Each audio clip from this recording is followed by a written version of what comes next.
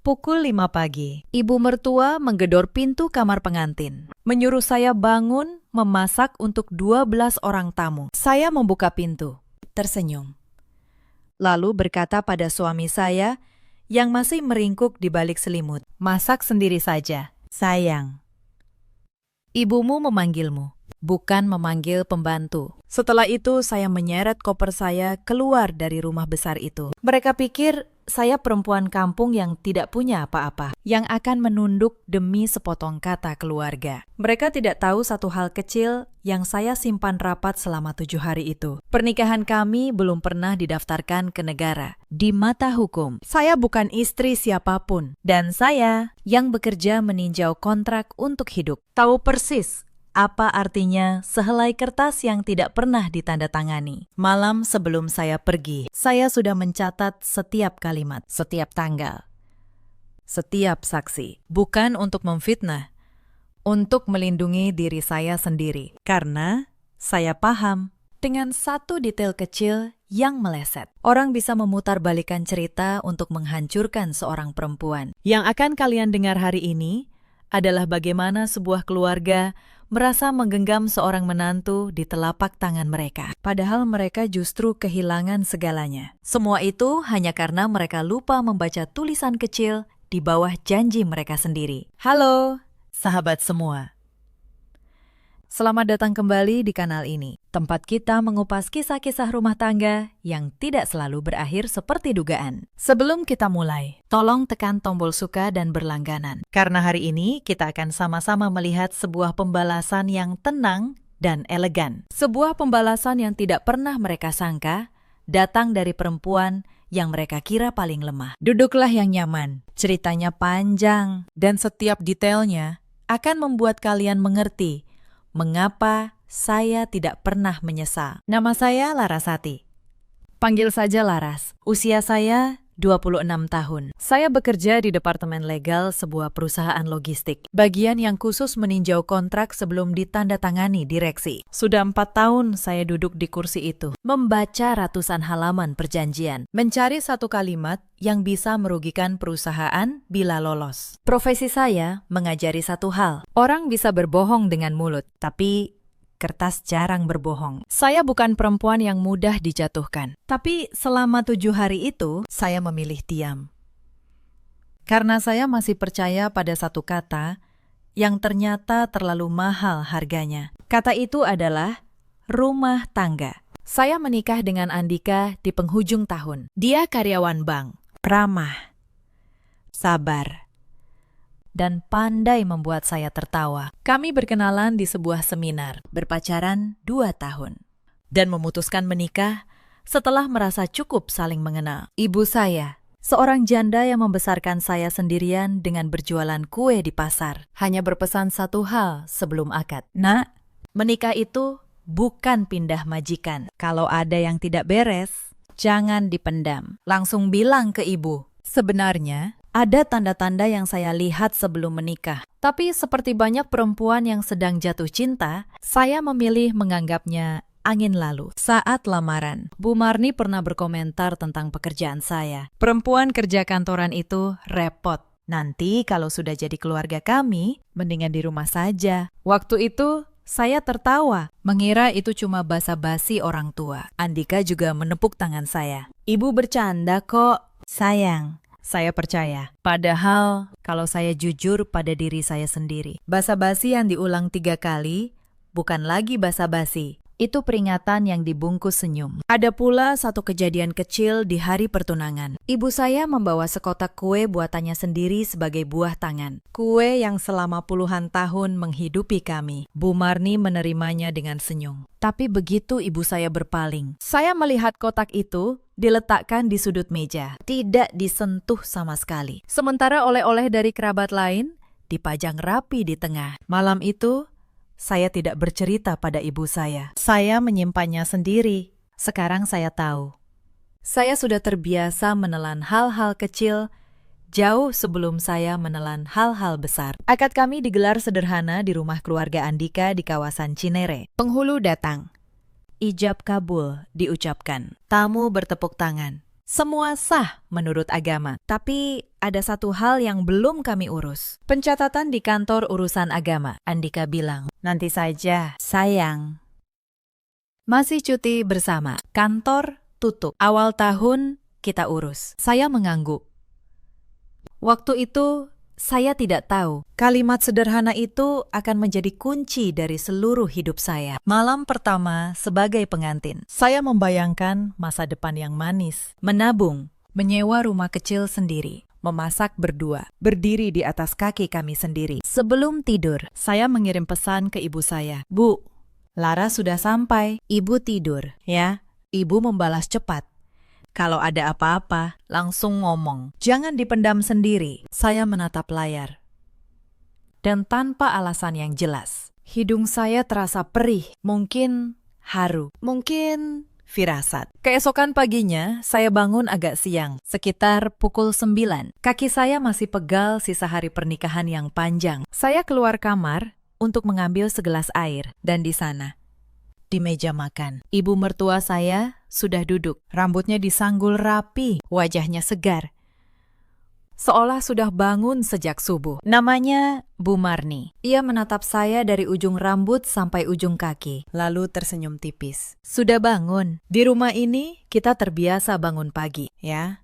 Rumah ini punya aturan. Saya mengangguk, menjaga suara saya tetap datar. Saat itu, Andika keluar sambil menguap. Bu Marni langsung berubah nada, lembut seperti madu. Nak, sana cuci muka. Ibu sudah hangatkan sarapanmu. Saya berdiri di antara dua kalimat itu. Dan understanding, saya merasa seperti tamu dan pembantu sekaligus. Bedanya, saya belum tahu saya masuk kelompok yang mana. Sarapannya tidak seberapa. Nasi goreng, telur dadar, teh manis. Tapi saya memperhatikan cara Bu Marni membagi tugas lewat matanya. Sebuah tatapan ke arah Wajan, lalu ke arah saya. Tatapan yang tidak butuh kata. Perempuan yang kurang percaya diri akan otomatis bergerak memenuhinya. Saya tidak keberatan mengerjakan pekerjaan rumah. Yang saya keberatkan adalah perasaan bahwa hal itu sudah diharapkan dari saya. Seolah itu memang harga yang harus saya bayar untuk diterima. Setelah makan, Andika hendak kembali ke kamar. Bu Marni mengikutinya, berbisik cukup keras agar saya dengar. Kamu sudah kasih tahu istrimu belum? Tinggal di sini dia harus tahu waktu, harus bisa menyesuaikan diri. Andika mengangguk, lalu menoleh ke saya dengan senyum canggung. Jangan dimasukkan ke hati ya, sayang. Ibu memang begitu orangnya. Saya tersenyum, tapi di kepala saya muncul kalimat yang sering saya pakai di kantor. Kebiasaan bukanlah pembenaran yang sah untuk melanggar batas. Saya tidak mengatakannya. Ini baru hari pertama. Menjelang siang, kerabat dari pihak Andika berdatangan. Tetangga sebelah, Bu Ningsih, mengintip dari pagar dengan senyum lebar. Menantu barunya cantik, ya. Kelihatan anak baik-baik. Saya menyapa, tersenyum. Merasa rumah itu seperti panggung pertunjukan. Dan saya, boneka yang dipajang. Seseorang bertanya, "Gimana? Sudah daftar nikah ke KUA belum?" Andika menjawab enteng, "Belum. Kan masih cuti.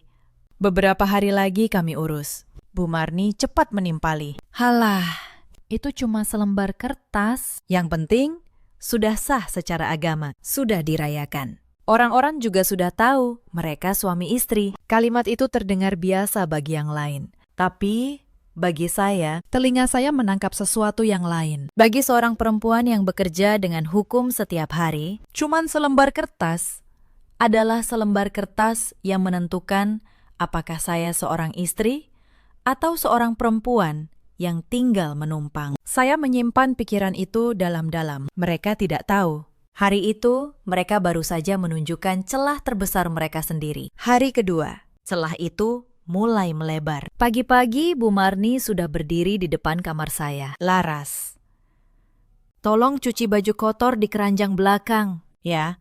Ada baju Andika, baju ibu, sama baju adikmu Wulan yang baru pulang kuliah." Saya masih setengah mengantuk. Wulan tidak mencuci bajunya sendiri. "Bu," wajah Bu Marni langsung berubah. Astaga, baru jadi menantu, sudah banyak tanya. Wulan itu masih kuliah. Capek. Kamu ini di rumah, kok santai-santai saja? Saya menahan napas. Saya kerja. Bu, hari ini kebetulan libur. Bu Marni tertawa pendek.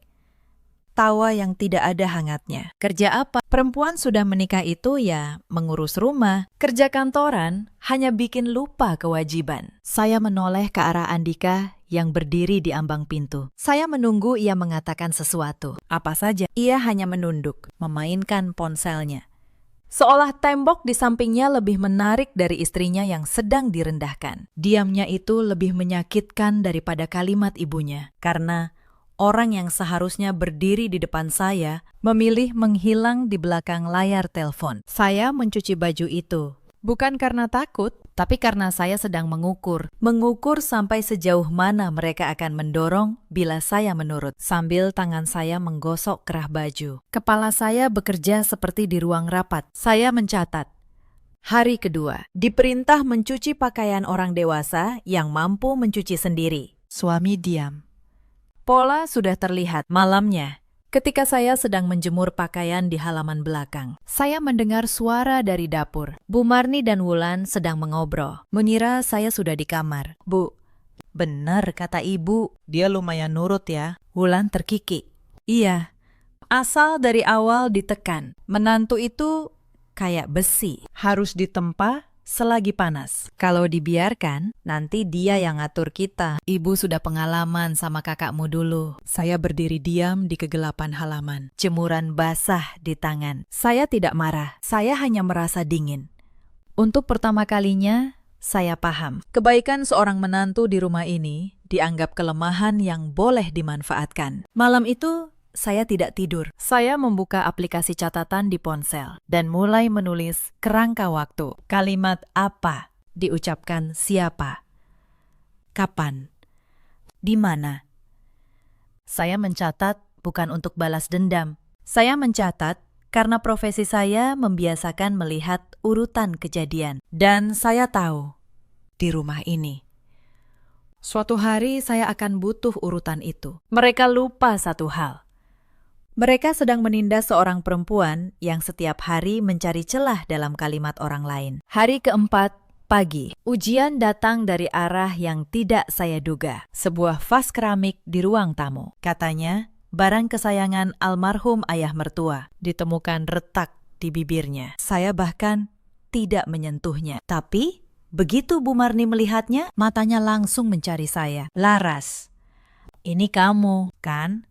Cuma kamu yang tidak becus di rumah ini. Vas ini harganya jutaan. Peninggalan bapak. Saya berdiri dari kursi. Tenang. Bu, saya tidak menyentuh vas itu. Sejak pagi, saya di dapur, lalu di kamar. Bu Marni mendekat. Jarinya menunjuk wajah saya. Jangan mengelak.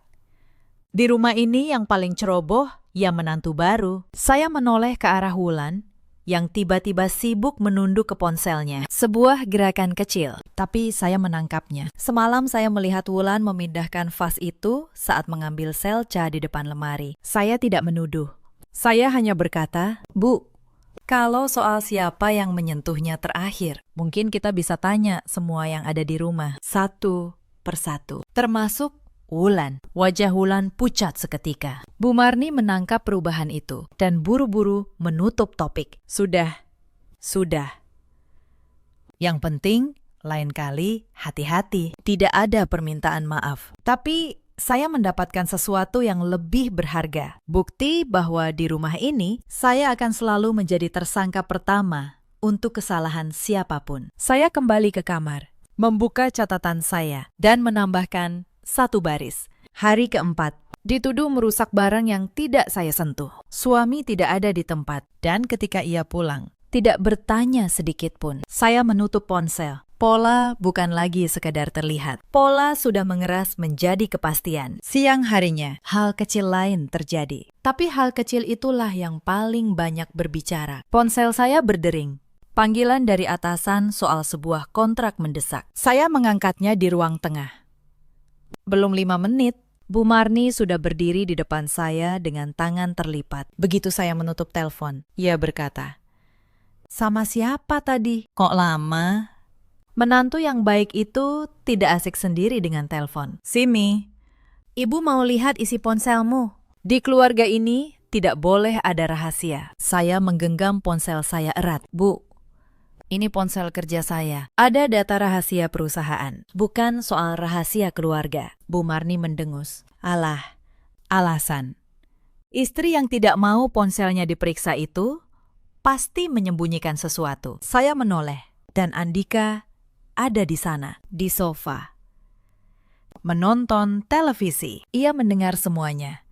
Ia tidak berkata apa-apa. Ia hanya menaikkan volume televisi sedikit, seolah suara itu bisa menutupi rasa bersalahnya. Dan di titik itu, saya berhenti berharap ia akan berubah. Saya menyimpan ponsel saya ke dalam saku, berkata dengan sopan, "Maaf, Bu, yang ini tidak bisa." Lalu naik ke kamar. Di belakang saya mendengar Bu Marni berkata pada Andika, "Lihat, kan? Istrimu itu keras kepala. Kalau tidak dibentuk dari sekarang, dia yang akan mengatur kita." Saya menutup pintu kamar pelan. Mereka mengira mereka sedang membentuk saya, padahal saya sedang menyelesaikan pengumpulan berkas. Hari ketiga, sasarannya berpindah. Bukan lagi tenaga saya, tapi harta saya. Pagi itu, Bu Marni masuk ke kamar tanpa mengetuk. Ia melihat kotak kecil di atas meja rias saya. Kotak berisi perhiasan warisan dari ibu saya. Gelang emas, kalung, dan cincin yang dulu dipakai nenek saya. Bukan barang mewah, tapi satu-satunya harta yang ibu saya sisihkan susah payah dari hasil jualan kue untuk bekal hidup saya. Wah, banyak juga perhiasanmu, kata Bu Marni sambil membuka kotak itu. Begini. Nah, di keluarga ini, semua barang berharga menantu dititipkan ke ibu. Biar aman. Nanti ibu yang simpan di brankas. Saya menutup kotak itu pelan. Terima kasih, Bu. Tapi ini pemberian ibu saya. Biar saya yang simpan. Wajah Bu Marni mengeras. Kamu tidak percaya sama ibu. Baru masuk rumah, sudah pelit. Perhiasan istri itu ya jadi milik keluarga suami. Itu aturan. Saya menatapnya tenang. Bu, saya percaya. Tapi ini bukan soal percaya. Soal ini milik saya. Bu Marni membanting pintu keluar, berteriak memanggil Andika. Dik, istrimu ini tidak tahu diri. Perhiasan saja tidak mau dititipkan ke mertuanya sendiri. Andika datang dan alih-alih membela saya, ia berkata pelan. Laras, sudahlah.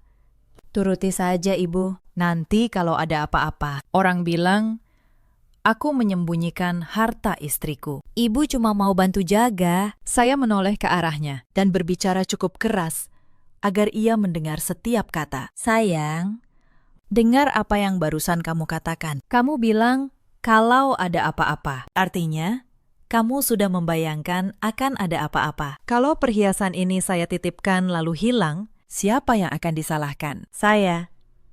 Karena tidak bisa membuktikan apapun. Andika membuka mulut, hendak mengatakan sesuatu, tapi mengurungkannya. Saya tidak menunggu lagi. Saya naik ke kamar. Di kamar, saya melakukan sesuatu yang tenang tapi menentukan. Saya memeriksa kembali kotak perhiasan itu. Memotretnya satu persatu di atas selembar koran bertanggal hari itu. Lalu menyimpannya di tempat yang hanya saya tahu. Harta ini akan menjadi target mereka. Dan juga alasan yang akan mereka pakai untuk mengarang cerita tentang saya. Saya duduk di tepi kasur, menatap keluar jendela. Matahari terik.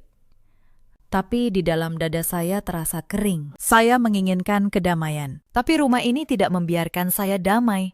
Dan saya tahu, kalau saya tidak membangun pagar saya sendiri, orang-orang akan masuk ke dalam hidup saya dan mengobrak-abriknya. Lalu mereka akan memaksa saya berterima kasih. Karena katanya, mereka sudah membantu mengurusnya. Sore itu, sebelum makan malam besar, ada satu adegan lagi yang membuat saya paham betul di mata mereka, saya ini apa. Beberapa tamu perempuan datang lebih awal. Teman-teman arisan Bu Marni. Mereka duduk di ruang tamu, dan Bu Marni memperkenalkan saya dengan cara yang, kalau didengar sekilas, terdengar seperti pujian.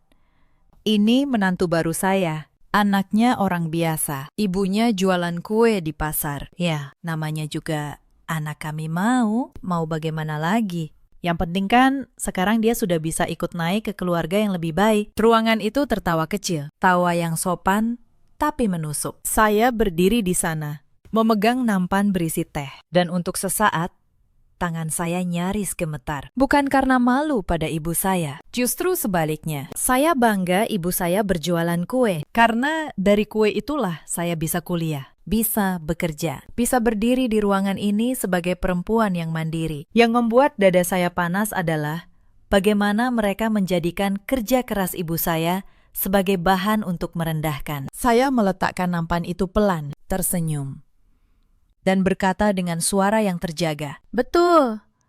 Bu, ibu saya jualan kue. Dan dari kue itu, saya dibesarkan untuk tahu membedakan mana yang menghormati orang, mana yang tidak. Ruangan itu hening sejenak. Bu Marni tertawa cepat untuk menutupi. Menantu saya ini memang lucu. Tapi saya melihat ada 1-2 tamu yang menunduk. Tidak enak.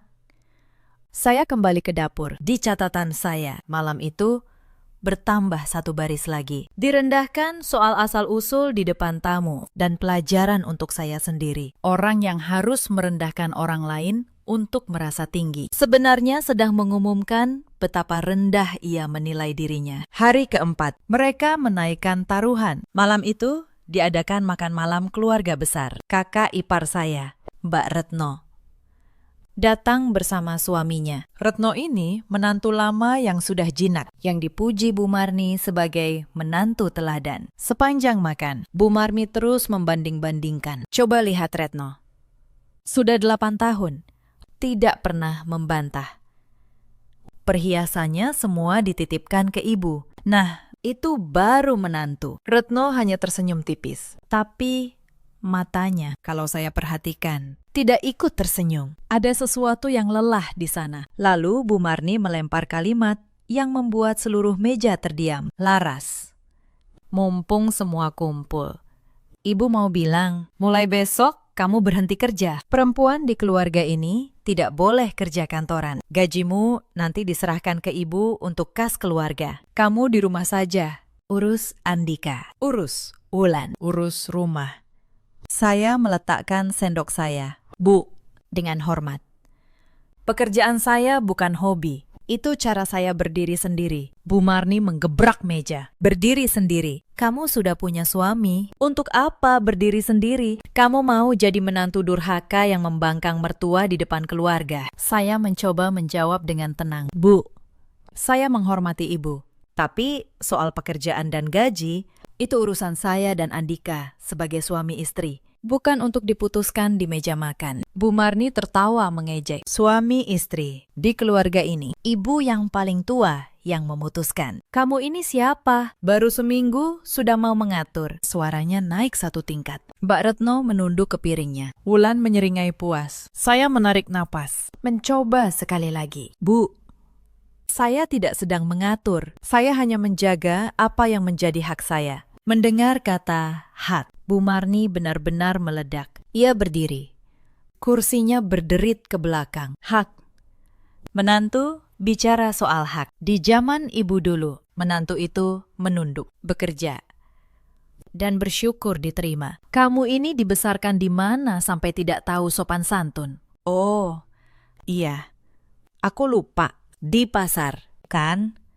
Tempat ibumu jualan kue. Kalimat terakhir itu dilempar untuk melukai. Dan seluruh meja tahu itu. Beberapa kerabat berhenti mengunyah. Disitulah saya merasakan sesuatu berubah di dalam diri saya. Bukan amarah yang meledak, tapi sebuah ketenangan yang dingin dan jernih. Saya tidak akan berteriak. Berteriak adalah bahasa mereka. Saya akan menjawab dengan bahasa saya sendiri. Dan bahasa saya adalah kesabaran yang terukur. Semua mata memandang saya. Saya menoleh ke Andika, memberinya kesempatan terakhir untuk menjadi laki-laki yang saya nikahi. Ia menunduk, tangannya mengepal di bawah meja, tapi mulutnya terkunci. Dan di detik itu, sesuatu di dalam diri saya selesai. Bukan patah, selesai. Seperti ketika saya menutup halaman terakhir sebuah kontrak yang jelas merugikan. Dan tahu tanda tangan saya tidak boleh ada di sana. Saya berkata pelan, baik, Saya pikirkan malam ini. Bu Marni tersenyum menang.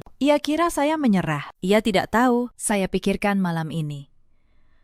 Dari mulut orang seperti saya, artinya sangat berbeda. Menurut kalian? Di posisi saya, apakah masih pantas bertahan? Tulis di kolom komentar. Saya ingin tahu, berapa banyak dari kalian yang pernah duduk di meja makan seperti itu, dikelilingi orang yang memanggilmu keluarga sambil menginjak harga dirimu. Malam itu di kamar, saya membuka laptop, bukan untuk menangis, untuk bekerja. Saya membuka kembali seluruh catatan 7 hari itu dan mulai menyusunnya seperti menyusun berkas perkara. 4 hal saya tandai. 1. Pernikahan kami belum tercatat di negara. Secara hukum, tidak ada ikatan perkawinan yang sah. 2. Perhiasan warisan saya sudah saya amankan dan dokumentasikan. 3. Seluruh percakapan yang merendahkan sudah saya catat dengan tanggal. 4. Rekening dan aset saya sepenuhnya atas nama saya sendiri, tidak pernah tercampur. Saya menghubungi seorang teman lama, Bu Sari, seorang notaris yang dulu satu alma mater dengan saya. Larut malam itu, saya menelpon. Dan meskipun jam sudah menunjukkan hampir tengah malam, ia mengangkat. Saya menceritakan situasinya secara ringkas, dengan bahasa yang tenang dan runtut, seperti saya menjelaskan sebuah kasus di ruang rapat. Bu Sari mendengarkan, lalu menghela napas. Laras, dengar baik-baik.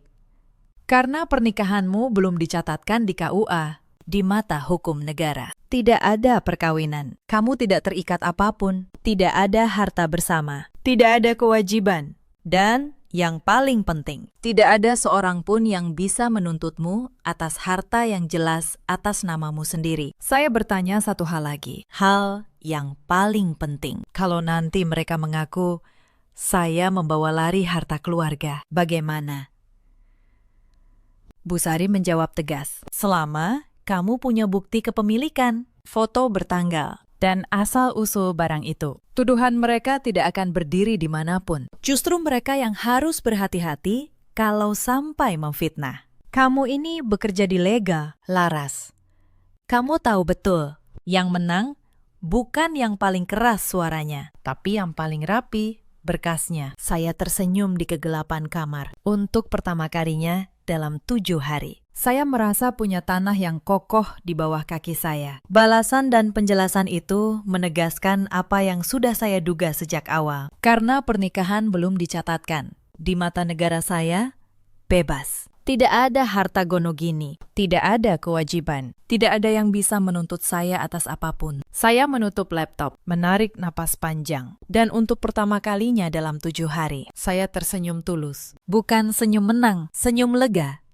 Seperti orang yang baru menemukan pintu keluar dari ruangan yang mulai kehabisan udara. Tapi saya belum akan pergi diam-diam, karena pergi diam-diam berarti membiarkan mereka mengarang cerita. Saya akan pergi dengan cara yang membuat mereka tidak punya satu kalimat pun untuk dibalik. Sebelum menutup laptop, saya duduk sebentar dalam gelap, memikirkan sesuatu yang lebih dalam dari sekedar strategi selama 7 hari. Mereka terus berkata bahwa perempuan tidak perlu berdiri sendiri, bahwa punya suami berarti tidak perlu punya pijakan. Malam itu, saya sadar, justru pijakan itulah yang menyelamatkan saya. Rekening yang saya bangun sendiri, pekerjaan yang saya pertahankan, catatan yang saya buat karena kebiasaan profesi. Semua yang mereka anggap keras kepala dan tidak tahu diri adalah persis hal-hal yang sekarang menjadi pintu keluar saya. Saya jadi teringat kata-kata ibu saya bertahun-tahun lalu, ketika saya masih kuliah dan sempat ingin berhenti karena lelah. Nak, seorang perempuan harus punya sesuatu yang benar-benar miliknya. Bukan karena kita berharap ditinggalkan, tapi karena berdiri di atas kaki sendiri, membuat kita bisa mencintai tanpa takut dan pergi tanpa hancur. Waktu itu saya belum sepenuhnya mengerti. Malam itu, di kamar rumah mertua, saya mengerti sampai ke tulang. Kemandirian bukanlah lawan dari cinta. Kemandirian adalah yang membuat cinta menjadi pilihan, bukan penjara. Saya menutup laptop. Di luar jendela, langit masih gelap. Tapi saya tahu, subuh sebentar lagi datang, dan bersamanya Hari terakhir saya di rumah itu. Sebelum tidur, saya sempat mendengar percakapan lirih dari kamar Bu Marni yang pintunya sedikit terbuka. Suara Wulan. Bu, kalau dia beneran berhenti kerja terus nyerahin gaji, lumayan ya buat nutup cicilan mobil kakak. Suara Bu Marni. Makanya ibu, tekan dari sekarang. Sekali dia nurut soal gaji, seterusnya gampang. Perhiasannya juga nanti ibu urus. Dia mana ngerti nilainya. Saya berdiri di lorong, dan potongan terakhir dari teka-teki itu jatuh ke tempatnya. Ini bukan soal adat. Ini soal uang. Mereka melihat saya bukan sebagai anak, tapi sebagai sumber pemasukan yang bisa diperah. Dan mereka lupa. Mereka sedang berbicara di dekat pintu, di rumah yang sama dengan perempuan yang tidur dengan mata terbuka. Keesokan paginya, hari ke-7. Saya bangun sebelum subuh. Saya mandi, berpakaian rapi, memakai baju kerja terbaik saya, bukan untuk pergi ke kantor, untuk sebuah pertemuan yang sudah lama saya siapkan di kepala. Saya mengemasi barang-barang saya ke dalam koper, pelan dan teratur. Seperti orang yang tidak sedang kabur, melainkan pindah karena sudah memutuskan. Perhiasan warisan sudah aman sejak hari ketiga. Dokumen-dokumen penting sudah saya pindai. Yang tersisa hanya pakaian dan satu hal terakhir, sebuah percakapan. Pukul 5 pagi, seperti biasa. Ibu mertua saya menggedor pintu. Laras, bangun, masak untuk tamu. Nanti siang keluarga besar datang lagi. Saya membuka pintu. Bu Marni sudah siap dengan wajah komandonya. Di belakangnya, Andika berdiri mengucek mata. Dan Wulan mengintip dari kamarnya. Saya tersenyum. Tenang, selamat pagi. Bu, saya sudah bangun dari tadi. Bu Marni terkejut melihat saya sudah berpakaian rapi. Kamu mau kemana? Kan sudah ibu bilang kamu berhenti kerja. Saya menoleh ke Andika. Sayang, sebelum saya bicara, saya mau tanya satu hal. Pernikahan kita, sudah kamu daftarkan ke KUA belum? Andika bingung. Belum. Kan mau kita urus minggu depan. Saya mengangguk pelan. Bagus. Berarti kita sama-sama tahu di mata hukum. Saya belum jadi istrimu. Dan mulai pagi ini, saya memutuskan tidak akan pernah menjadi istrimu. Ruangan itu senyap. Bu Marni yang pertama pulih. Apa maksudmu? Perempuan tidak tahu diri. Kamu sudah dinikahi anakku secara agama. Kamu mau lari. Mana perhiasanmu? Mana barang-barang di rumah ini? Saya mengeluarkan ponsel saya. Bu, mari kita bicara dengan tenang. Karena saya sudah menyiapkan semuanya. Perhiasan warisan ibu saya sudah saya amankan dan saya foto satu persatu di atas koran bertanggal 4 hari lalu. Kalau nanti ibu mengaku saya meninggalkannya di sini, saya punya bukti sebaliknya. Rekening saya, aset saya, semua atas nama saya. Tidak pernah bercampur dengan siapapun di rumah ini. Dan setiap kalimat yang diucapkan di rumah ini selama seminggu, saya catat lengkap dengan tanggal dan saksi. Wajah Bu Marni memucat. Saya melanjutkan. Suara saya tetap datar. Justru karena datar itulah ia terdengar menakutkan. Ibu tadi malam bilang, gaji saya untuk menutup cicilan mobil. Wulan yang mengusulkan. Saya dengar sendiri. Saya tidak akan melaporkan itu kemana-mana. Karena tidak ada yang perlu dilaporkan. Kalian tidak berhasil mengambil apapun. Bukan karena saya beruntung. Karena saya sudah berjaga sejak hari pertama. Andika akhirnya bersuara. Panik. Laras, kita bicara baik-baik. Jangan begini. Kamu istriku. Saya menoleh padanya. Dan untuk pertama kalinya, saya membiarkan sedikit kelembutan masuk ke suara saya. Karena ia menyedihkan, bukan menakutkan.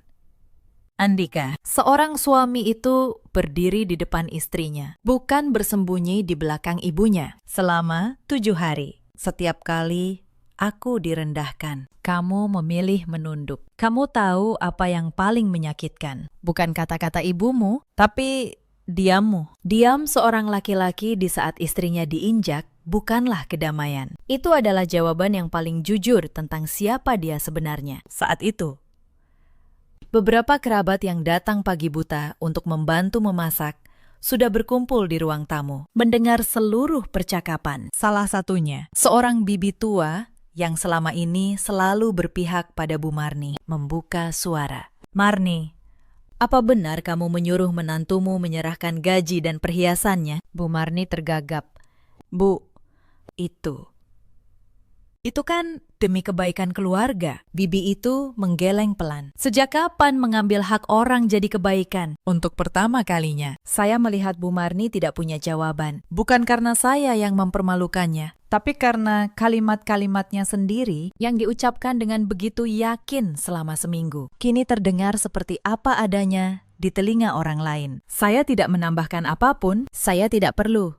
Itulah keindahan dari kebenaran yang didokumentasikan dengan tenang. Ia tidak butuh diteriakan, ia hanya butuh dibiarkan berdiri sendiri di depan orang-orang yang selama ini menutup mata. Saya mengangkat koper saya. Bu Marni berusaha menghalangi pintu. Kamu tidak bisa pergi begitu saja. Nanti kata orang, keluarga kami mengusir menantu. Saya berhenti sejenak, menatapnya lurus. Bu, tidak ada yang mengusir.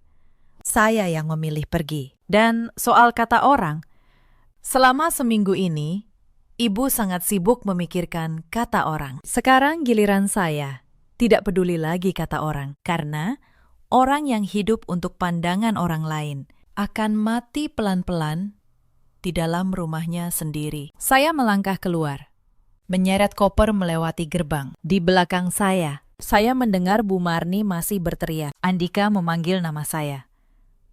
Wulan menangis entah untuk apa. Saya tidak menoleh. Pagi itu Jakarta di penghujung tahun, udara kering. Lampu-lampu kuning masih menggantung di sepanjang gang. Sisa perayaan yang belum sempat diturunkan. Orang-orang percaya hidup mereka akan berubah di tahun baru. Dan hidup saya memang berubah hari itu juga. Dengan satu langkah keluar dari sebuah rumah besar yang hampa, saya naik taksi ke rumah ibu saya. Sepanjang jalan saya tidak menangis. Saya justru merasa ringan, seperti orang yang meletakkan beban yang sudah terlalu lama dipanggul tanpa sadar. Sesampainya di rumah, ibu saya membuka pintu, melihat koper saya, dan langsung mengerti tanpa saya perlu menjelaskan. Ia tidak bertanya kenapa, ia hanya membuka lengannya. Sudah pulang? Bagus. Rumah ini selalu punya tempat untukmu. Saya memeluknya dan dipelukan ibu saya. Baru air mata itu turun. Bukan air mata sedih. Air mata seorang anak yang akhirnya merasa aman. Tentu saja mereka tidak diam. Beberapa hari kemudian, kabar mulai menyebar. Versi mereka, seperti yang saya duga, adalah versi di mana saya penjahatnya. Bu Marni menelpon sana-sini, bercerita bahwa menantunya kabur membawa harta keluarga, bahwa saya perempuan matre yang tidak tahu terima kasih. Kerabat-kerabat mulai berbisik. Nomor saya dihubungi orang-orang yang bahkan tidak saya kenal, menanyakan kenapa tega meninggalkan Andika. Tapi mereka lupa satu hal lagi. Saya tidak melawan cerita dengan cerita. Saya melawan cerita dengan dokumen. Ketika seorang kerabat Andika yang merasa dirinya bijaksana datang ke rumah ibu saya untuk menengahi. Ia datang dengan nada menghakimi. Laras, sebagai perempuan, kamu harusnya lebih sabar. Rumah tangga itu perlu pengorbanan. Kamu mengembalikan perhiasan keluarga mereka, kan? Saya mempersilakannya duduk, membuatkan teh. Lalu meletakkan sebuah map di atas meja. Di dalamnya, foto perhiasan saya di atas koran bertanggal, keterangan warisan dari ibu saya, dan catatan lengkap 7 hari itu. Silahkan dibaca. Pakistan. Perhiasan itu warisan ibu saya, bukan harta keluarga mereka. Dan ini catatan apa yang sebenarnya terjadi. Kalau Bapak masih merasa saya yang salah setelah membaca ini, saya persilakan Bapak pulang dan menceritakan versi Bu Marni. Tapi Bapak akan berbohong sambil tahu kebenarannya. Kerabat itu membaca dalam diam. Tehnya dingin tak tersentuh. Ketika ia selesai, wajahnya berubah. Ia menutup map itu pelan, lalu berkata, "Maaf, Nak, saya tidak tahu ceritanya begini." Ia pulang, dan sejak itu, satu persatu, bisikan mulai berbalik arah karena kebenaran meski lambat. punya cara untuk mencari jalannya sendiri, terutama ketika ada seseorang yang cukup tenang untuk mendokumentasikannya. Ibuku sendiri yang menutup pintu paling akhir. Suatu sore, seorang kerabat jauh Andika menelepon ibu saya, berlagak seperti mediator. Sudahlah, Bu Ratna, namanya juga anak muda. Beri mereka kesempatan lagi. Ibu saya, dengan suara lembut tapi tegas, menjawab. Kesempatan itu bukan sesuatu yang bisa diminta setelah mencoreng nama baik anak orang. Kalau memang mau kesempatan, seharusnya sejak awal dia tahu cara berdiri di pihak yang benar. Anak saya bukan pembantu yang dititipkan, dan bukan sumur yang bisa ditimba sampai kering. Mendengar ibu saya bicara seperti itu, hati saya hangat. Ada kalimat yang tidak perlu diucapkan dengan suara keras. Sekali diucapkan dengan tenang, kalimat itu menjadi pisau yang memotong tali untuk selamanya. Beberapa minggu kemudian, Andika mengirim pesan dari nomor tak dikenal. Aku tahu aku salah. Aku kehilangan kamu. Sebuah pesan singkat, tanpa ancaman, tanpa permohonan yang berlebihan. Saya membacanya, lalu menghapusnya tanpa membalas. Saya tidak lagi perlu menang, saya hanya perlu mengakhirinya. Dan sebagian dari akhir yang sehat adalah tidak membuka kembali pintu yang sudah dengan sadar kita tutup. Kabar terakhir yang sampai ke telinga saya datang beberapa bulan setelahnya, dan saya mendengarnya bukan dengan rasa puas, melainkan dengan sebuah ketenangan yang aneh. Rencana keluarga itu, yang selama ini bertumpu pada gaji dan perhiasan menantu, mulai runtuh oleh beban mereka sendiri. Cicilan mobil yang mereka harap ditutup dari gaji saya, tetap harus dibayar. Dan tidak ada menantu yang bisa diperah. Wulan, yang terbiasa hidup dari uang orang lain, mulai bertengkar dengan ibunya soal biaya. Dan Mbak Retno, kakak ipar yang selama ini jinat, ternyata diam-diam belajar dari keberanian saya. Ia yang 8 tahun menyerahkan gajinya, akhirnya berani menuntut haknya kembali. Rumah besar itu, yang dulu sibuk mengatur hidup orang lain, kini sibuk bertengkar tentang uang di antara mereka sendiri. Saya tidak melakukan apapun untuk membuat itu terjadi. Saya hanya berhenti menjadi bahan bakar. Dan ketika bahan bakar berhenti mengalir, mesin yang serakah akan berhenti dengan sendirinya. Itulah keadilan yang paling saya percayai. Bukan keadilan yang saya paksakan dengan tangan saya, tapi keadilan yang datang karena setiap orang, cepat atau lambat, harus tinggal di dalam rumah yang mereka bangun dari perlakuan mereka sendiri. Andika,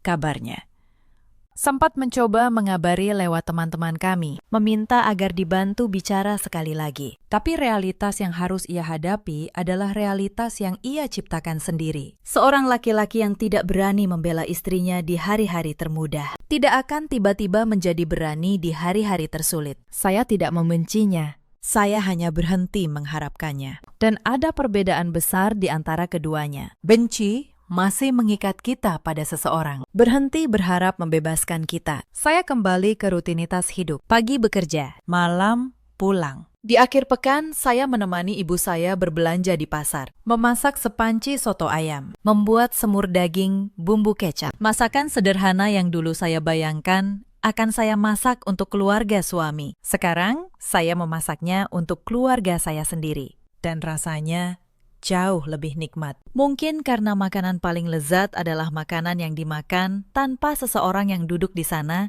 hanya untuk mengkritik. Di kantor, atasan saya suatu hari berkata, "Laras, kamu menangani masalah pribadimu dengan sangat berani." Saya tersenyum. Bukan berani, Pakistan. Saya cuma tidak mau tenggelam dalam fitnah. Karena keberanian saya bukan keberanian yang meledak-ledak. Keberanian saya adalah keberanian yang tenang. Yang tahu kapan harus mencatat, kapan harus diam, dan kapan harus mengangkat koper dan melangkah keluar tanpa menoleh. Suatu malam, ibu saya duduk di sebelah saya, mengelus rambut saya seperti waktu saya kecil. Ia berkata, "Nak, dalam hidup seorang perempuan, ada saat-saat kita harus menjadi kuat. Kuat bukan untuk menginjak orang lain, tapi supaya kita tidak ditenggelamkan oleh mereka." Saya merasakan mata saya berkaca-kaca, tapi tidak membiarkan satu tetes pun jatuh. Saya sudah cukup menangis di dalam hati. Sekarang, giliran saya berdiri. Saya juga menyadari satu hal yang mungkin berguna untuk kalian yang sedang mendengarkan. Sebuah pernikahan tidak mati karena soal makanan, atau perhiasan, atau ketukan pintu di pagi buta. Sebuah pernikahan mati karena janji-janji palsu, karena sikap lepas tangan, dan karena sebuah keluarga yang memperlakukan menantu seperti pembantu yang sekaligus dijadikan sumber uang. Saya beruntung. Pernikahan itu belum sempat dicatatkan, bukan karena kertas lebih penting dari cinta, tapi karena kertas itu, dalam kasus saya, adalah pintu keluar yang membiarkan saya pergi dengan bersih, tanpa harus bertahun-tahun terseret dalam perkara. Kesialan memang jarang datang sendirian, tapi terkadang kesialan datang untuk membangunkan kita, agar kita terhindar dari penderitaan seumur hidup yang jauh lebih panjang. 7 hari di rumah itu adalah 7 hari tersulit dalam hidup saya. Tapi 7 hari itu juga menyelamatkan saya dari 70 tahun yang salah. Ada banyak perempuan di luar sana yang sedang berada di posisi saya dulu, yang bangun pagi buta untuk memasak, mencuci, melayani, sambil menelan setiap kalimat yang merendahkan, karena percaya itulah harga yang harus dibayar untuk kata keluarga.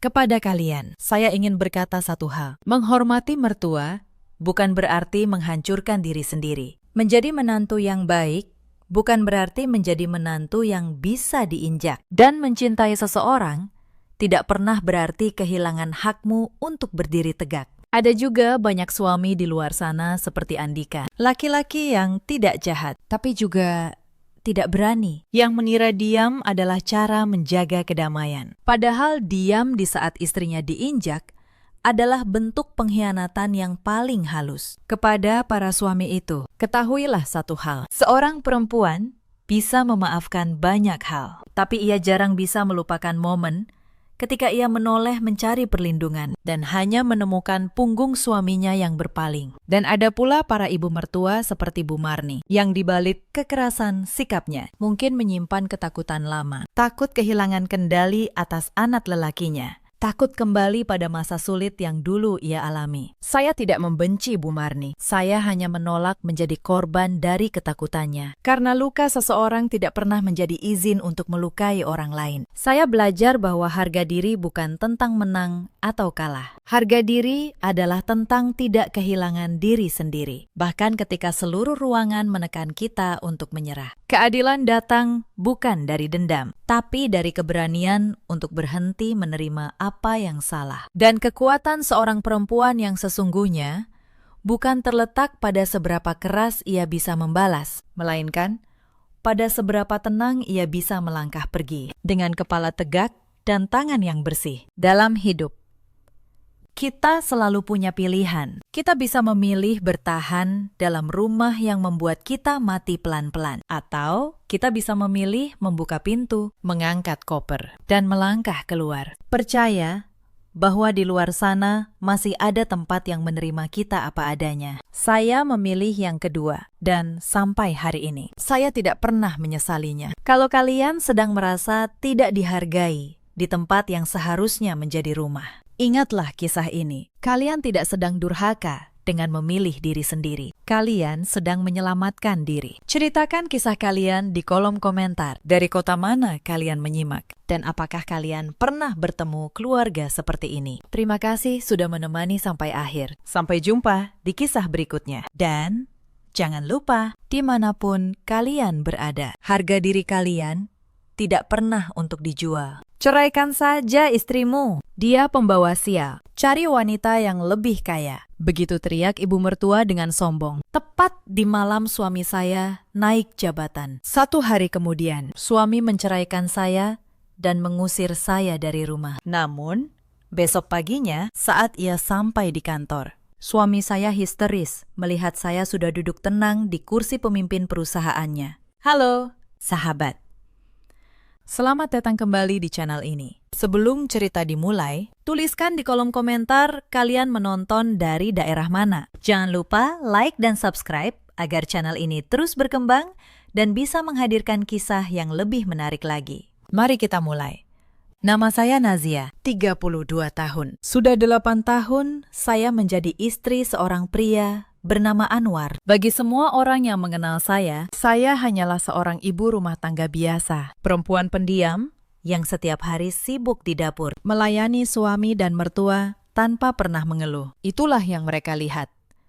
Itulah yang saya biarkan mereka percaya selama bertahun-tahun. Malam itu, udara terasa sangat sejuk. Namun suasana di dalam rumah besar berlantai 2 milik Anwar justru terasa panas oleh sorak-sorai perayaan. Rumah mewah berpilar tinggi itu dipenuhi puluhan tamu undangan, para pengusaha, rekan kerja, hingga petinggi perusahaan tempat Anwar bekerja. Malam ini adalah malam bersejarah baginya. Pria itu baru saja menerima surat keputusan pengangkatan. Sebuah jabatan direktur utama yang ia idam-idamkan bertahun-tahun. Wajah Anwar berseri-seri penuh kebanggaan. Tawanya menggelegar memenuhi setiap sudut ruangan saat ia menerima jabat tangan, pelukan, dan ucapan selamat dari para tamu. Ia merasa sudah berada di puncak dunia. Kesombongan merayap naik perlahan ke kepalanya, menutupi semua ingatan tentang masa sulit yang pernah ia lalui. Ia lupa pada keringat dan air mata yang menyertai perjuangannya dahulu. Ia lupa siapa yang sebenarnya membuka jalan itu untuknya. Di tengah kemeriahan dan alunan musik klasik, ibu mertua saya, Bu Sana, duduk di sofa ruang tamu utama dengan gaya yang sangat angkuh. Ibu kandung Anwar itu memakai perhiasan emas mencolok di leher dan pergelangan tangannya. Ia terus memamerkan kesuksesan anak laki-lakinya kepada ibu-ibu lain yang duduk mengelilinginya. Suaranya sengaja dikeraskan agar semua orang mendengar. Lihat, anak saya sekarang direktur, katanya bangga. Bu Sana merasa derajat keluarganya kini naik berkali lipat dibanding masa lalu mereka yang serba kekurangan. Namun di balik senyum lebarnya, ada satu hal yang mengganggu pikirannya malam itu. Hal itu adalah kehadiran saya, menantunya sendiri. Saya melangkah keluar dari arah dapur, membawa nampan kayu besar, berisi gelas-gelas minuman dingin, dan berbagai makanan ringan untuk para tamu. Saya mengenakan pakaian tertutup, lengkap dengan hijab yang membingkai wajah. Wajah saya tampak tenang seperti biasa. Namun, ada garis kelelahan yang jelas di bawah mata saya. Sejak pagi buta, sebelum matahari terbit, saya sudah sibuk berbelanja bahan makanan ke pasar, membersihkan rumah, hingga memasak semua hidangan mewah ini seorang diri tanpa bantuan pelayan. Bu Sana sengaja tidak menyewa jasa catering dengan alasan ingin menghemat pengeluaran. Namun di saat yang sama, ia menuntut semua makanan harus seenak hidangan restoran bintang 5. Saya tidak pernah mengeluh sedikit pun. Saya mengerjakan semua perintah ibu mertua dengan sabar, karena saya ingin menghargai hari bahagia suami yang saya cintai. Saat itu, saya masih percaya di balik kesombongannya, Anwar adalah pria yang dulu saya nikahi. Padahal, saya tahu satu hal yang tidak mereka tahu. Saya tahu bahwa kesabaran ini ada batasnya, dan malam itu, tanpa mereka sadari, batas itu sedang berjalan menuju ujungnya. Mari saya ceritakan sedikit tentang masa lalu kami. 8 tahun lalu, Anwar bukan siapa-siapa. Ia hanya seorang pegawai rendahan dengan gaji pas-pasan dan mimpi yang terlalu besar untuk kantongnya. Saya menikahinya bukan karena harta. Saya menikahinya karena saat itu ia tulus, dan karena saya melihat ada api kerja keras di matanya. Yang tidak Anwar ketahui sepenuhnya adalah asal-usul keluarga saya. Ayah saya seorang pengusaha yang membangun sebuah grup perusahaan dari nol. Sejak kecil, saya dilatih membaca laporan keuangan sebelum saya bisa membaca dongeng. Saya menyelesaikan kuliah manajemen bisnis dengan nilai tertinggi. Saya bukan perempuan dapur. Saya adalah pewaris yang sengaja menyembunyikan mahkotanya. Ketika menikah, saya membuat satu keputusan yang akhirnya mengubah segalanya. Saya tidak ingin dicintai karena uang keluarga saya, maka saya tidak pernah memamerkan apapun. Modal awal yang membuat usaha Anwar berdiri, saya alirkan secara diam-diam lewat investor yang sebenarnya adalah perusahaan milik saya sendiri. Anwar mengira ia mendapat suntikan dana dari relasi bisnis. Ia tidak pernah tahu relasi itu adalah istrinya. Bertahun-tahun saya bekerja dalam diam. Di siang hari, saya memasak dan mengepel. Di malam hari, setelah semua orang tidur, saya membuka laptop dan menjalankan kerajaan bisnis yang tidak seorang pun di rumah ini ketahui. Tangan kanan saya di dunia bisnis. Seorang pria bernama Pandu adalah satu-satunya orang yang tahu siapa saya sebenarnya. Saya masih ingat malam-malam itu dengan sangat jelas. Pukul 1 dini hari, sementara Anwar dan ibunya tertidur lelap. Saya duduk di kamar mandi, satu-satunya tempat di rumah ini yang bisa saya kunci. Di sana, di atas tutup kloset, saya memimpin rapat virtual dengan para direktur dari berbagai kota. Saya memutuskan akuisisi, menandatangani kontrak digital, dan menggerakkan dana miliaran rupiah. Semua dengan suara berbisik agar tidak terdengar. Lalu, pukul 4 pagi, saya kembali menjadi menantu yang bangun paling awal untuk menyiapkan sarapan. Saya membangun grup perusahaan saya menjadi salah satu yang terbesar di sektornya. Namun tidak ada satupun foto saya di media. Tidak ada wawancara. Pandu yang menjadi wajah publik perusahaan, sementara saya, sang pemilik sejati, bersembunyi di balik tirai sebagai ibu rumah tangga. Banyak orang mengira pemilik grup ini adalah seorang pria tua yang misterius. Tidak ada yang menyangka bahwa ia adalah seorang perempuan berhijab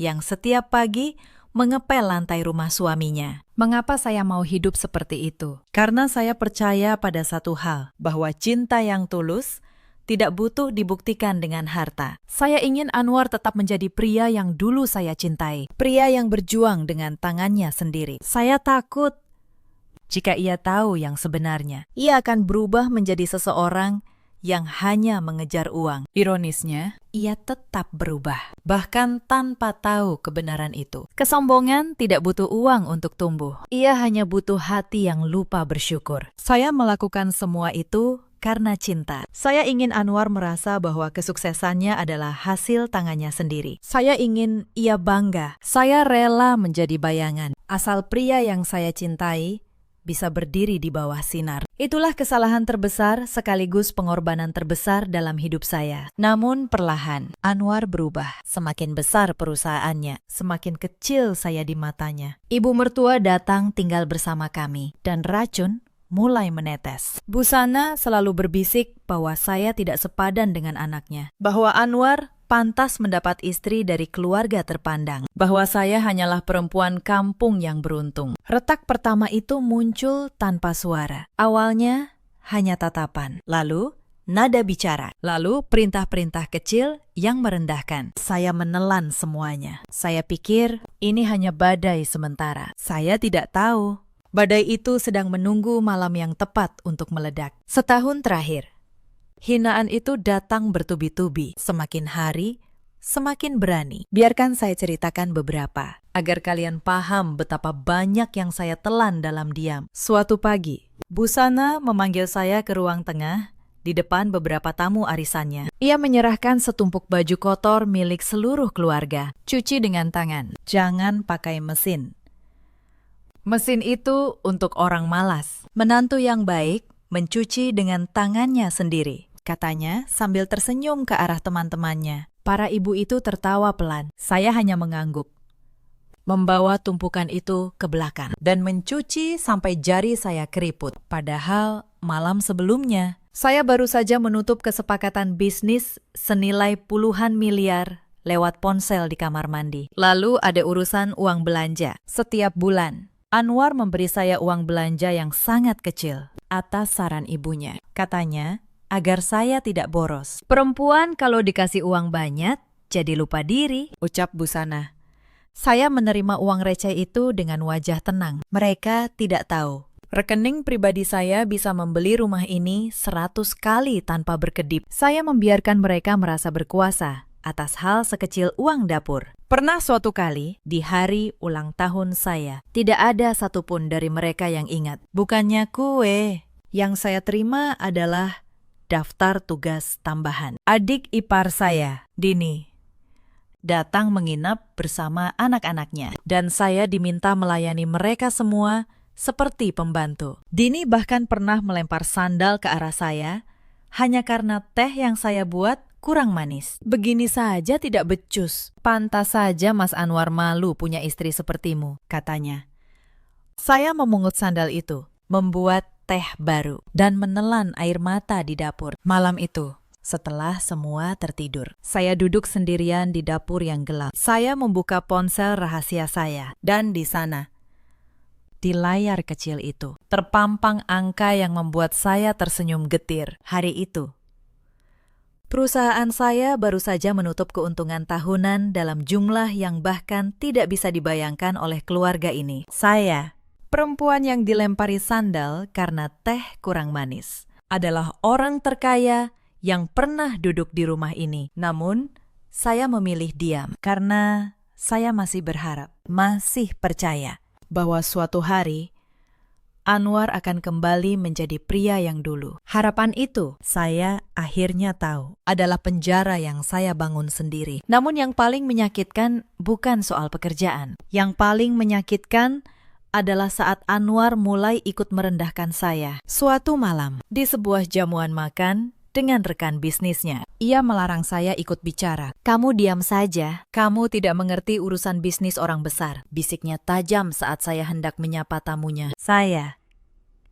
yang mengerti laporan keuangan lebih baik dari semua orang di meja itu, hanya tersenyum dan menunduk. Saya menelan ironi itu bulat-bulat. Pada sebuah acara kumpul keluarga besar, hinaan itu mencapai titik yang lebih jauh. Semua kerabat Anwar berkumpul di hadapan puluhan saudara. Busana dengan sengaja memuji-muji istri sepupu Anwar, seorang perempuan dari keluarga kaya. Nah, ini baru menantu idaman, cantik, dari keluarga terpandang. Bukan seperti yang cuma bisa di dapur. Semua mata melirik ke arah saya. Saya yang saat itu sedang membagikan makanan, hanya tersenyum tipis dan melanjutkan tugas. Di dalam hati, saya menghitung diam-diam bahwa keluarga perempuan yang dipuji itu sebenarnya berutang besar pada salah satu bank yang merupakan anak perusahaan saya. Dunia memang penuh ironi yang hanya saya yang tahu. Sepupu Anwar bahkan sempat berbisik pada saya di dapur. "Mbak, sabar ya."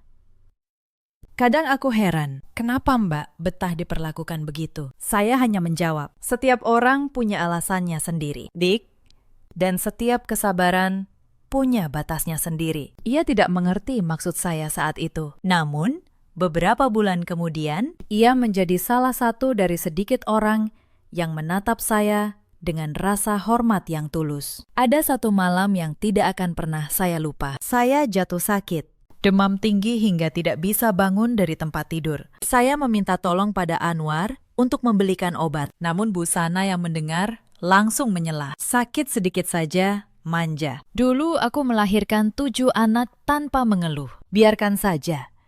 Nanti juga sembuh sendiri." Anwar menurut pada ibunya. Malam itu, saya menggigil sendirian, tanpa obat, tanpa seteguk air hangat. Dan di tengah demam itu, untuk pertama kalinya, sesuatu di dalam diri saya membeku dan mengeras menjadi keputusan. Lalu datang puncaknya. Beberapa minggu sebelum malam perayaan, Busana mendesak Anwar untuk menikah lagi, terang-terangan, di depan saya.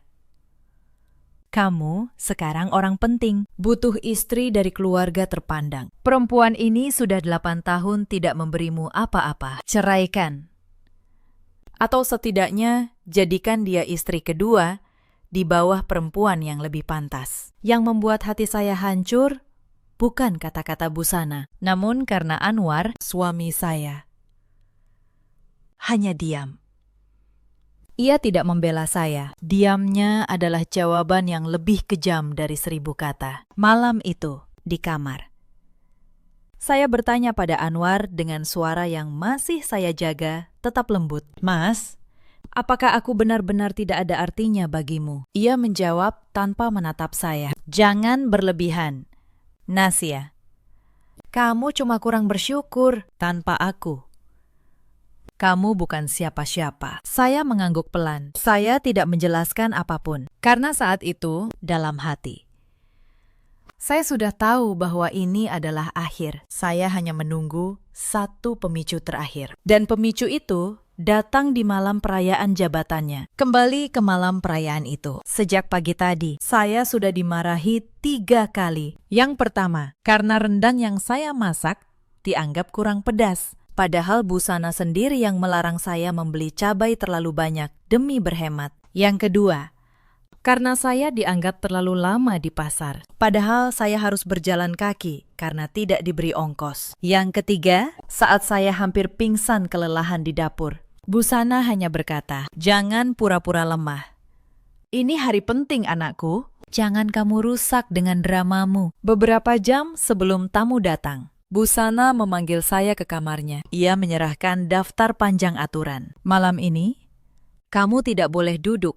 Tidak boleh ikut bicara dengan tamu. Kamu cukup melayani di belakang. Dan jangan sekali-kali mengaku sebagai istri Anwar di depan rekan bisnisnya. Cukup bilang kamu pembantu rumah ini." Saya menatapnya. Dan untuk sesaat, ada sesuatu di mata saya yang membuatnya sedikit ragu. Namun, saya hanya mengangguk. "Baik, Bu," jawab saya.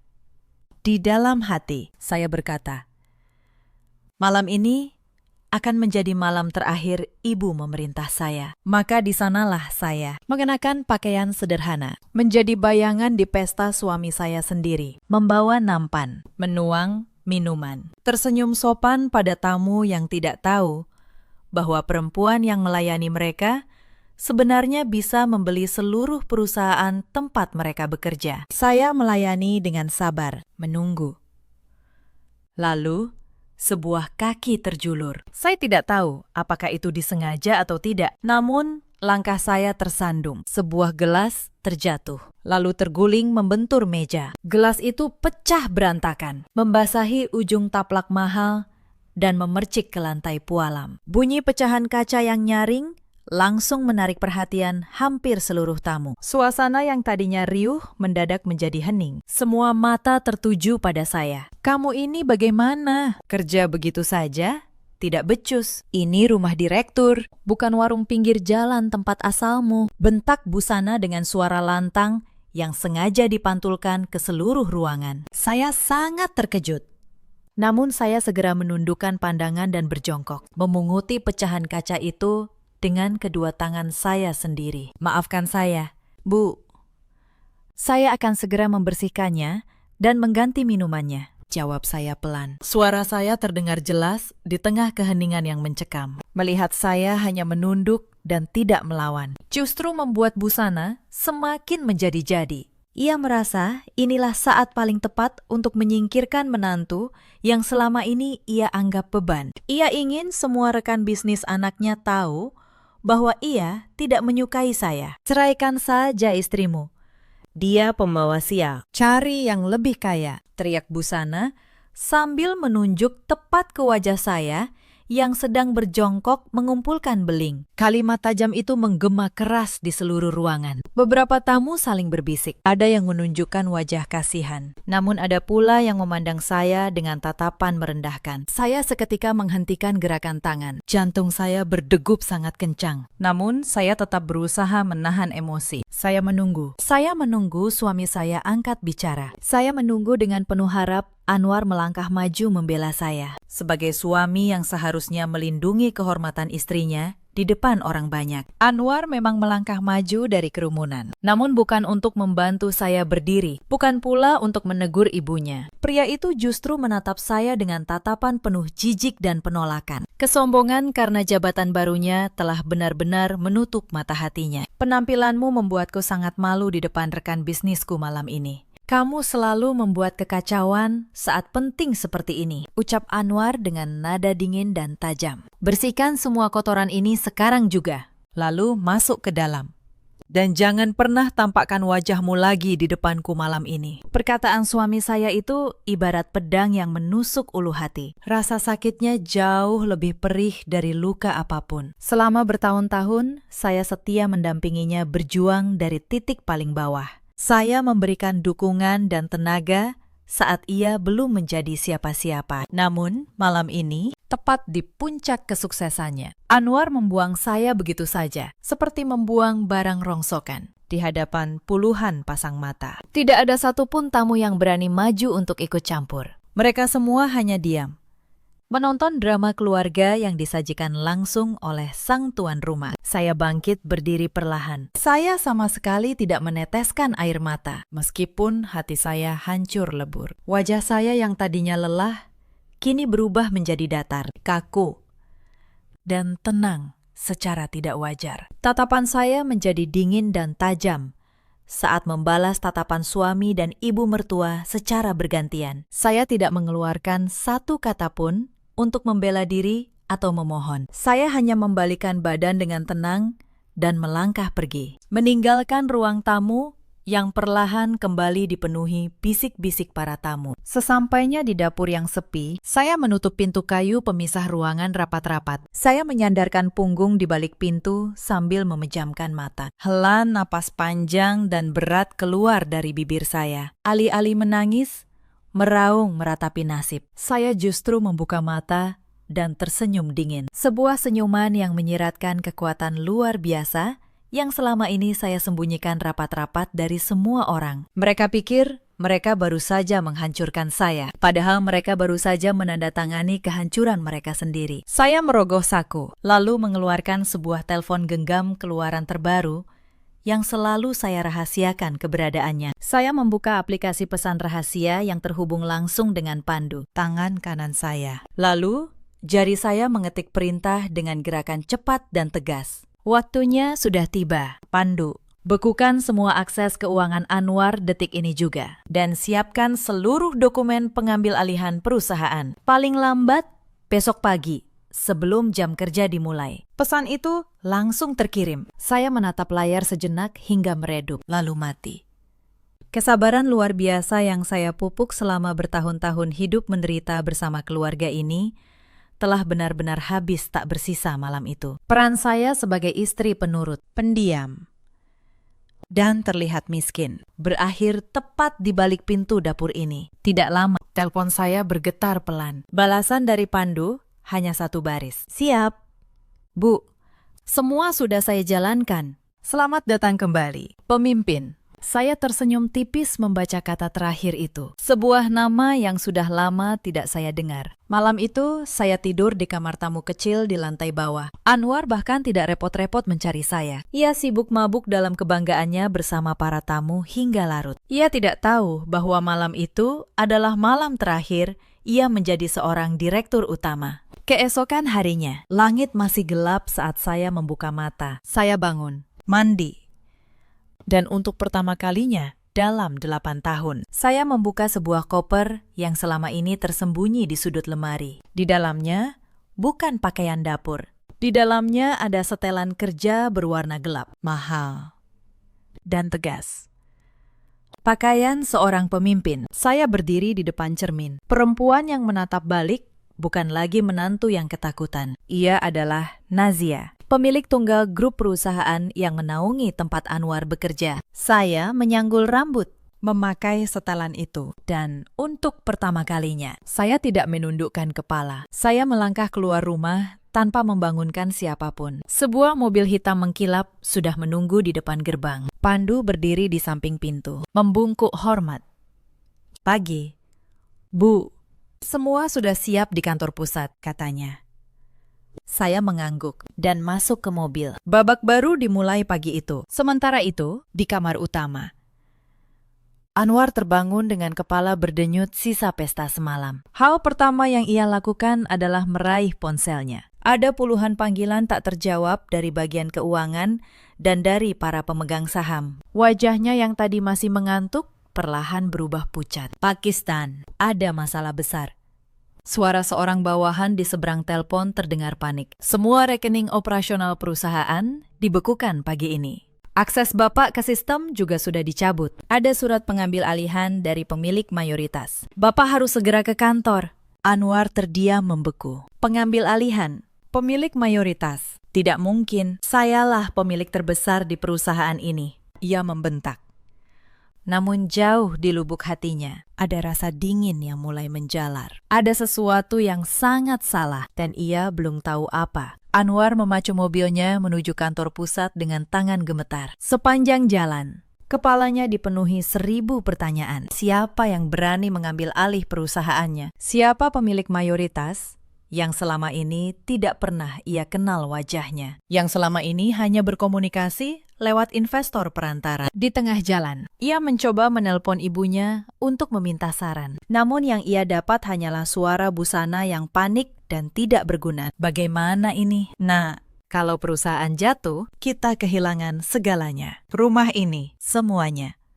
Kamu harus melakukan sesuatu. Suara yang semalam begitu angkuh, kini berubah menjadi rengekan ketakutan. Untuk pertama kalinya, Anwar merasakan dingin dari kenyataan bahwa ibunya yang selalu ia patuhi ternyata tidak punya jawaban apapun saat badai datang. Begitu tiba, ia langsung disambut suasana yang aneh. Para karyawan menatapnya dengan pandangan berbeda. Bukan lagi takut dan hormat, melainkan bisik-bisik dan iba. Beberapa satpam yang biasanya membukakan pintu untuknya, kini berdiri kaku, seolah menunggu perintah dari orang lain. Anwar bergegas menuju lantai paling atas, menuju ruangan direktur utama, ruangan miliknya.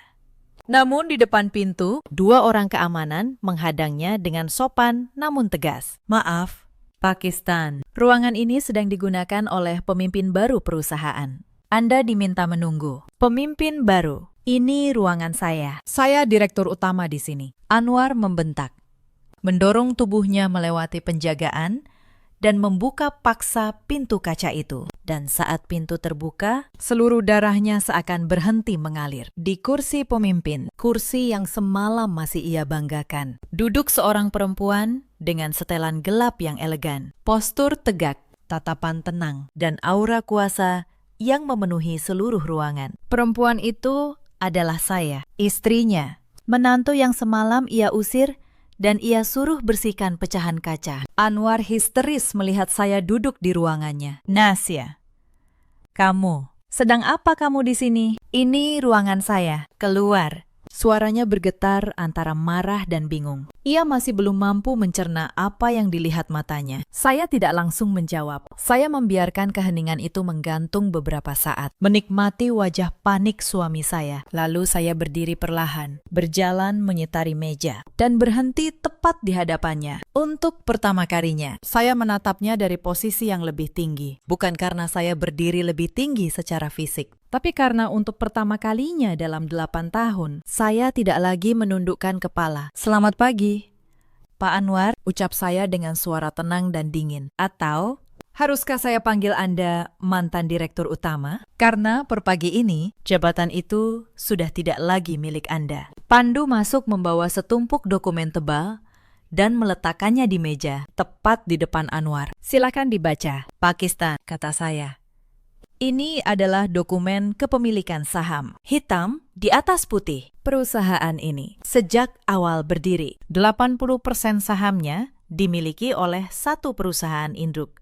Dan perusahaan induk itu, Pak Anwar, dimiliki sepenuhnya oleh saya. Ruangan itu hening total. Hanya terdengar suara napas Anwar yang memburu. Di luar jendela kaca, kota terbentang luas. Kota yang sebagian besar gedungnya berdiri di atas modal yang saya alirkan dari balik bayang-bayang. Anwar yang dulu merasa menguasai dunia, kini menyadari bahwa dunia itu sejak awal berada di telapak tangan istri yang ia hina. Tangan Anwar gemetar saat membuka dokumen itu. Matanya bergerak cepat, membaca baris demi baris. Nama-nama perusahaan, tanggal akuisisi, tanda tangan notaris. Semuanya nyata. Semuanya sah. Dan di kolom pemilik tunggal, tertera satu nama yang sangat ia kenal. Nasya.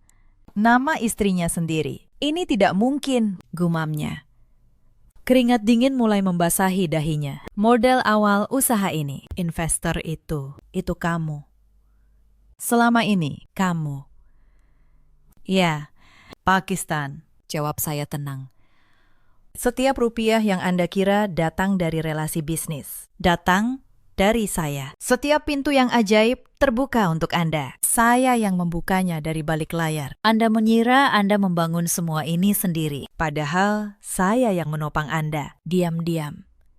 Sambil mengepel lantai rumah Anda dan dibentak ibu Anda, saya melangkah ke jendela besar yang menghadap ke seluruh kota. Saya melakukan semua itu karena cinta. Saya ingin Anda bangga pada diri Anda sendiri. Saya rela menjadi bayangan asal Anda bisa bersinar. Tapi semalam, di depan puluhan tamu, Anda dan ibu Anda mengajarkan satu hal pada saya, bahwa ketulusan saya selama ini Anda anggap sebagai kelemahan. Anwar terjatuh ke kursi terdekat. Kakinya tidak lagi mampu menopang tubuhnya. Seluruh kesombongan yang semalam memenuhi dadanya kini lenyap tak bersisa. Yang tersisa hanyalah seorang pria yang baru saja menyadari bahwa ia telah menghancurkan sumber dari segala yang ia punya dengan tangannya sendiri. Nasya, dengar dulu.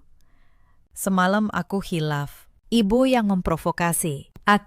Kita bisa bicarakan ini baik-baik. Suaranya kini berubah memohon. Pria yang semalam mengusir saya dengan dingin, pagi ini merangkak meminta dimaafkan. Kita suami istri, semua yang kamu punya juga milikku, kan?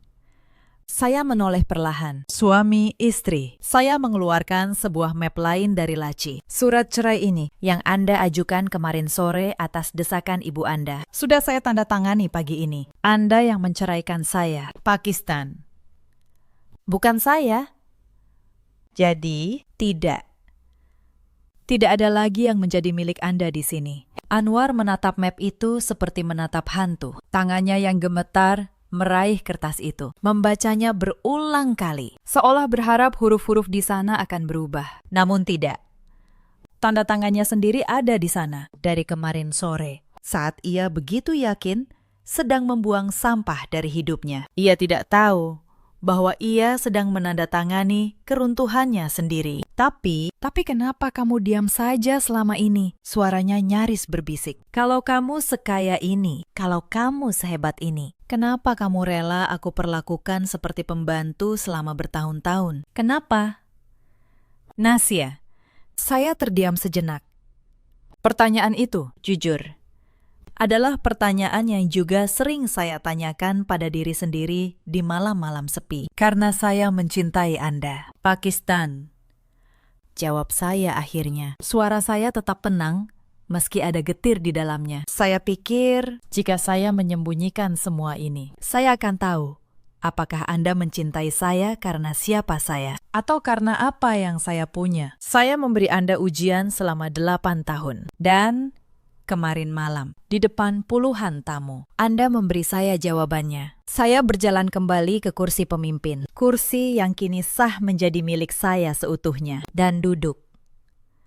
Saya tidak pernah ingin menjadi pemilik perusahaan ini di mata Anda. Saya hanya ingin menjadi istri Anda, tapi Anda memilih untuk membuang istri itu. Maka yang tersisa hanyalah pemilik dan pemilik. Pak Anwar tidak punya alasan untuk mengasihani karyawan yang menggelapkan uangnya. Wajah Anwar berubah pucat pasi mendengar kata terakhir itu. Menggelapkan. Apa maksudmu? Saya menggeser sebuah berkas tipis ke arahnya. Tim audit saya bekerja semalaman. Pakistan. Mereka menemukan hal-hal yang sangat menarik. Tentang dana proyek yang menguap, tentang faktur-faktur yang nilainya digelembungkan, tentang aliran uang ke rekening pribadi Anda yang dipakai membeli kalung emas ibu Anda dan mobil adik Anda. Semua tercatat, hitam di atas putih. Saya menatapnya lurus. Saya bisa memilih untuk menutupinya demi nama baik keluarga. Tapi saya rasa keluarga ini tidak pernah menganggap saya bagian darinya. Jadi tidak ada nama baik yang perlu saya jaga.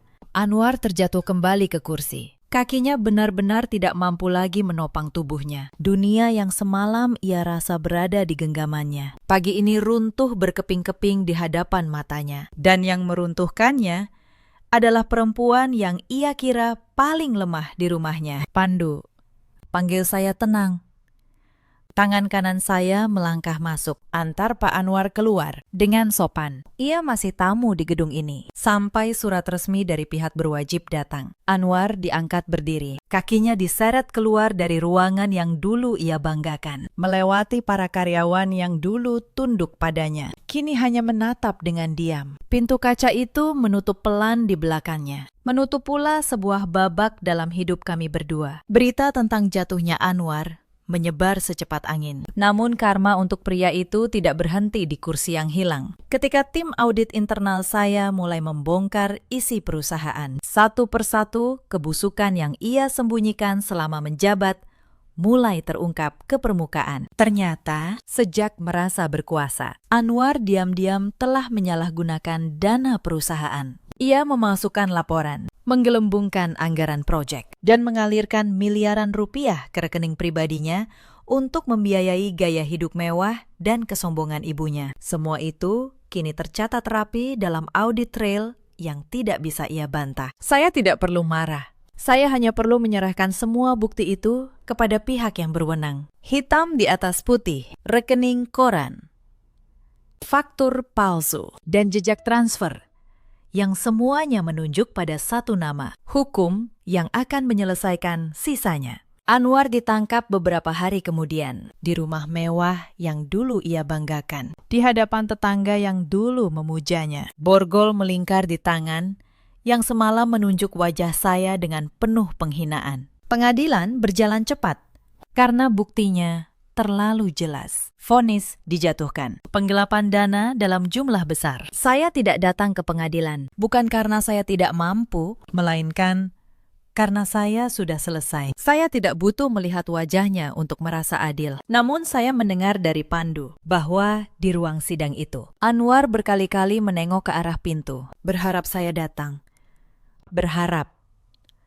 Mungkin di detik terakhir, saya akan mengulurkan tangan menyelamatkannya seperti dulu. Namun tangan itu tidak pernah datang, karena tangan itu sudah ia patahkan sendiri. Beberapa hari setelah vonis, sebuah surat sampai ke meja saya. Surat tulisan tangan dari dalam penjara. Tulisan Anwar, isinya panjang.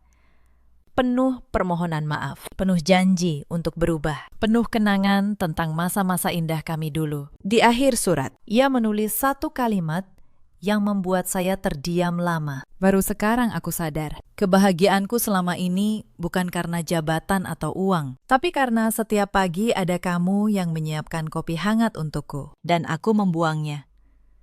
Saya membaca surat itu sekali, lalu melipatnya kembali. Saya tidak membalas, bukan karena dendam, namun karena ada hal-hal yang sekali patah tidak bisa disambung lagi dengan kata maaf. Kepercayaan adalah salah satunya. Saya menyimpan surat itu di laci, bukan sebagai luka, melainkan sebagai pengingat. Pengingat bahwa orang sering baru menghargai cahaya setelah mereka sendiri yang memadamkannya. Sementara itu, Bu Sana, perempuan yang teriakannya memulai semua ini, kehilangan segalanya dalam semalam. Rumah mewah itu disita karena dibeli dari uang hasil kejahatan anaknya. Perhiasan emas yang ia pamerkan, mobil, semua status yang ia banggakan, lenyap. Para tetangga dan kerabat yang dulu ia rendahkan, kini berbalik menjauhinya. Adik ipar saya, Dini, yang dulu melempar sandal ke arah saya, juga ikut jatuh. Suaminya meninggalkannya. Begitu harta keluarga lenyap, ia datang ke kantor saya, menangis, memohon pekerjaan apapun. Saya menatapnya tenang. Dini, dulu kamu bilang aku tidak becus membuat teh. Sekarang kamu datang meminta pekerjaan padaku. Ia menunduk malu. Saya tidak mengusirnya kasar. Saya hanya berkata, pulanglah. Belajar menghargai orang lebih dulu, sebelum kamu meminta dihargai. Ia pergi tanpa kata. Bu, Sana sendiri akhirnya mencoba datang kepada saya. Bukan untuk meminta maaf, melainkan untuk meminta belas kasihan dan uang. Saya menerimanya di lobi kantor, tidak di ruangan saya. Bu, kata saya, tenang. Selama bertahun-tahun saya melayani ibu dengan tulus. Yang ibu berikan adalah hinaan. Saya tidak akan membalas dengan kejam, tapi saya juga tidak akan menopang seseorang yang dengan sengaja mematahkan tangan yang memberinya makan. Bu Sana, yang dulu begitu angkuh, kini berlutut di lantai lobi yang dingin. Tolong. Nasya, aku tidak punya siapa-siapa lagi. Aku salah. Aku mengaku salah. Untuk sesaat, hati saya tergerak. Namun lalu saya teringat, malam saya demam sendirian tanpa obat. Teringat semua hinaan di depan tamu. Teringat dorongannya agar anaknya menceraikan saya. Bangun, Bu, kata saya pelan. Saya akan memberi ibu cukup untuk makan dan tempat tinggal sederhana. Bukan kemewahan. Karena kemewahan bukanlah yang ibu butuhkan. Yang ibu butuhkan adalah belajar bahwa derajat manusia tidak diukur dari emas di leher, tapi busana dengan harga dirinya yang masih tersisa. Menolak bantuan sederhana itu, ia keluar dari gedung dengan tangan kosong, memilih jalanan daripada menerima belas kasihan dari menantu yang dulu ia hina. Untuk pertama kalinya dalam hidupnya, tidak ada yang membukakan pintu untuknya. Waktu berjalan. Sebulan. Lalu beberapa bulan. Saya kembali menjalankan grup perusahaan secara terbuka. Kali ini tanpa topeng. Para karyawan yang dulu hanya mengenal saya sebagai istri direktur, kini mengenal saya sebagai pemimpin yang tegas namun adil. Perusahaan tumbuh lebih sehat dari sebelumnya karena tidak ada lagi kebocoran. Tidak ada lagi kesombongan yang merusak. Hal pertama yang saya lakukan setelah memimpin secara terbuka adalah membenahi kesejahteraan karyawan. Saya menaikkan gaji para pegawai rendahan, orang-orang yang dulu sering diremehkan Anwar. Saya membangun kantin gratis, ruang menyusui bagi ibu-ibu muda, dan koperasi yang membantu mereka yang terlilit utang. Banyak yang heran, mengapa seorang pemilik perusahaan begitu peduli pada hal-hal kecil seperti itu. Mereka tidak tahu, saya pernah menjadi yang paling kecil di rumah saya sendiri. Saya tahu rasanya tidak dianggap, dan saya bersumpah, tidak akan ada orang yang merasa seperti itu di bawah kepemimpinan saya. Di sela kesibukan, saya mulai menemukan kembali diri saya yang dulu hilang. Saya kembali melukis, hobi yang sudah 8 tahun saya tinggalkan. Karena tidak ada waktu di antara tumpukan pekerjaan rumah. Saya mulai berolahraga, makan dengan benar, dan tidur dengan tenang, tanpa harus bangun pukul 4 untuk menyiapkan sarapan. Orang yang merendahkan saya, perlahan. Garis kelelahan di bawah mata saya menghilang. Wajah saya kembali bercahaya. Untuk pertama kalinya dalam bertahun-tahun, saya merasa hidup. Suatu sore, saya mengunjungi makam ayah saya, pria yang mengajarkan saya membaca laporan keuangan sebelum saya bisa membaca dongeng. Saya duduk di samping pusaranya, dan untuk pertama kalinya, saya bisa berkata dengan jujur, "Ayah, maaf.